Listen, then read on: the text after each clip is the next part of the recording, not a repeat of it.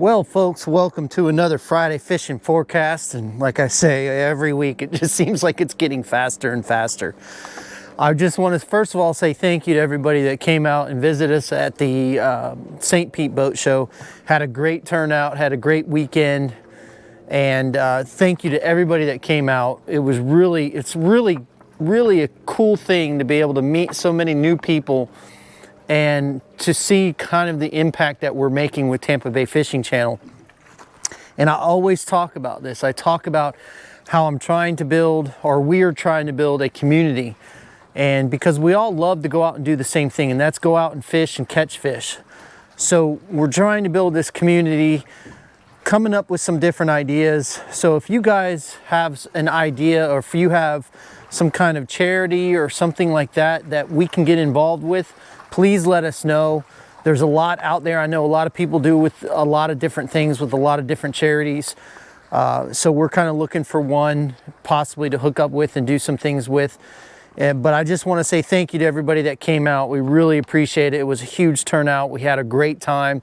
Again, talking to all the new people. There's a lot of new faces that came by the booth this year. So that was cool to see, and a lot of familiar faces. So thank you again for coming out.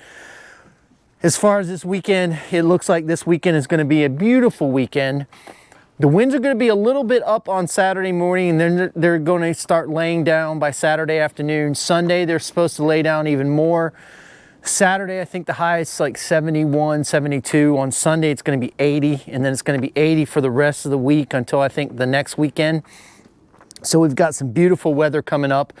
Now, when it comes to the tides are going to be relatively slow this weekend. We're in a quarter moon, so they're going to slow up quite a bit. Really good to go and fish for sheepshead and snapper out in the open water. As you saw in my latest video, I caught my personal best sheepshead in 20.5 inches, so that was a lot of fun. I enjoyed doing that. Found some new sheepshead areas, so if I ever want to go sheepshead fishing again, I can hit those. But we're going to head offshore on Saturday. It's going to be a little bumpy. I've already forewarned the people on the boat that it will be bumpy, but it's supposed to lay down a little bit, so it won't make it horrible. If we can get out there, which we can in the Stamus, then we'll be okay. So let's go ahead and get into the tides and Solunars for this weekend and talk about what we have coming up. Okay, on Saturday we have a high tide at 6:44 a.m. at a 0.7 foot. Then we have a low tide at 11:18 a.m. at a 0.5 foot. Then we have a high tide at 6:14 p.m. at a 1.6 foot. On Sunday, we have a very long incoming tide till 6:58 p.m. at a 1.7 foot. So as you can see, those tides are going to be extremely slow, and they're going to be conducive for fishing for snapper and sheepshead inside the bay, and grouper. You're going to have grouper as a bycatch. I highly recommend, if you want to really concentrate on grouper, finding where the grouper are, this is a great time of year to find those new locations and fish for them. Because I'll tell you right now, if they're there in the winter, they're going to be there in the summer. Trust me on that. I'm a firm believer, because 90% of our keeper grouper that would come in the summertime would be in 20 feet or less. And now they changed the regulations for gags. It's going to be open September through November, so we're going to have a shorter amount of time with that. Don't get me started on that. I don't want to even go down that road. But anyway, if you're looking for sheepshead and snapper, definitely use crustaceans. Crabs and shrimp are key for both of those fish during this time of year. Let's go ahead and talk about the Salunars, which I think are going to be very important for this weekend because those tides are going to be so slow. Okay, on Saturday, we have a major feeding time from 5:14 a.m. to 7:14 a.m. Then we have a minor feeding time from 11:27 a.m. to 12:27 p.m. Then we have a major feeding time from 5:43 p.m. to 7:43 p.m. And on Sunday, we have a major feeding time from 6:01 a.m. to 8:01 a.m. Then we have a minor feeding time from 12:02 p.m. to 1:02 p.m.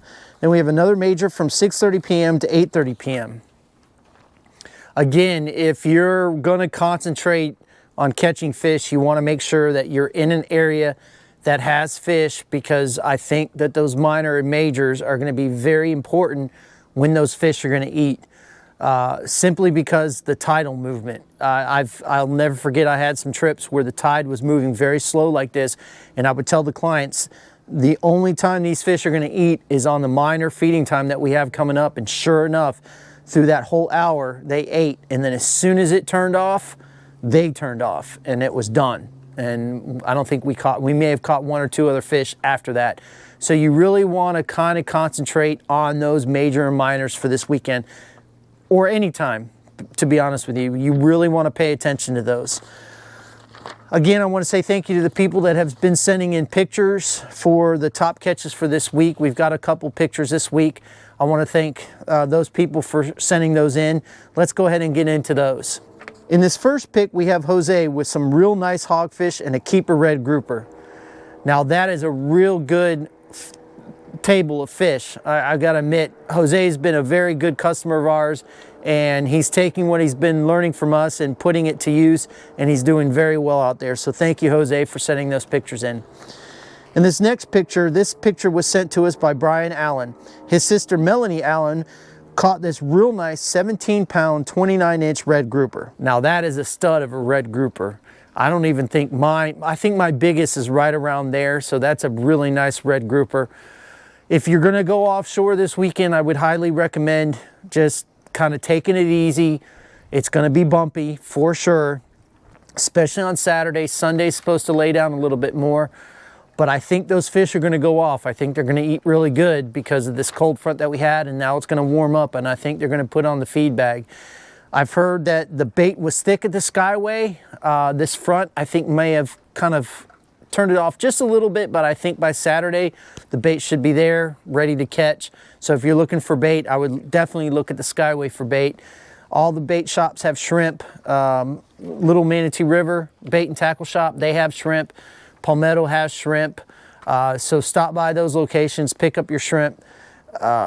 Again, support your local businesses like you guys support us. We really appreciate it. I also want to talk about, we did release the gold diggers this week. We sent out an email to all the subscribers on the website, and then we sent out a full blast on social media the next day. So if you haven't gotten those or haven't seen it, we do have the gold diggers ready and in stock for to ship out. Also, we're having a clearance sale. We need to get rid of some colors to bring some colors in. So we have a clearance sale, 15% off of all jig sizes and shapes in the orange, pink, not hot pink, and sparkly pink. So if you're looking for jigs, you can order them online. There's a clearance tab, as you'll see right here on the website. Go ahead and order from there. Again, I just want to say thank you very much to all of our supporters, all of our fans, all of our subscribers. We really appreciate it. We wouldn't be doing this without you, so thank you very much for that. I just want to say thanks again. Fish more, catch more, and we'll see you on the flip side.